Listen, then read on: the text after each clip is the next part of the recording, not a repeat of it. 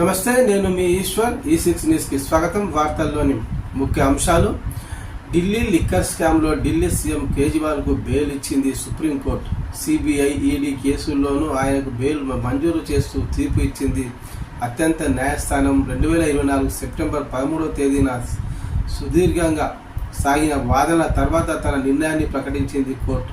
2024 June 26న తేదీన Delhi CM కేజ్రీవాల్ను arrest చేసింది CBI. Delhi liquor policy కేసులో ఆయన పాత్ర ఉందనే ఆరోపణలతో అదుపులోకి తీసుకుని విచారించింది. తర్వాత అరెస్టు చేసింది. సీఎం కేజ్రీవాల్కు బెయిల్ మంజూరు చేస్తూ కీలక వ్యాఖ్యలు చేసింది సుప్రీంకోర్టు. సుదీర్ఘమైన జైలు శిక్ష అనేది అన్యాయంగా స్వేచ్ఛను హరించడమే అంటూ కామెంట్ చేసింది. సీఎం కేజ్రీవాల్ అరెస్టు సమయంలో సిబిఐ వివరించిన తీరును ప్రస్తావించింది.